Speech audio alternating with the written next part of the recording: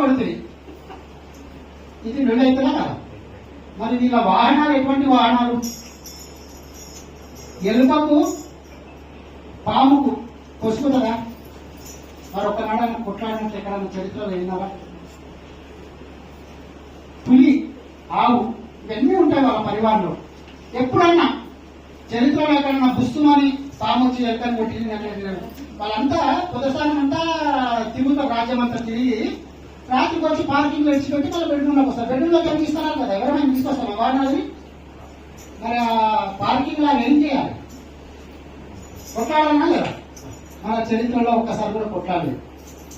అదేవిధంగా ఈ సమాజంలో మంచి ధనవంతుడు ఉంటాడు, 3 అంతస్తుల ధనవంతుడు ఉంటాడు, పూరి గుడిసెవాడు ఉంటాడు, అవునా కాదా? తినిక లేనోడు ఉంటాడు, తిండి అరగక తిరుగులాడేటోడు ఉంటాడు. అందరి నుండి మరి మన సమాజంలో మనం కూడా బుద్ధి ఉంది, వాటికంటే బుద్ధి లేదు వాహనాలు. మనకు బుద్ధి ఉంది ఏనాడు ఈ యొక్క అపార్ట్మెంట్ లో కొట్లాడాలి. ఎందుకంటే ఇది శివపార్వతుల యొక్క పాటలు వాడినాం కదా, ఇది నేర్చుకోవాలి.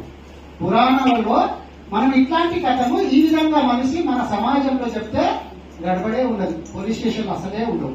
గట్టిగా ఉంటే అట్లా ఉందా అని గట్టిగా ఒకసారి చెప్పట్లు.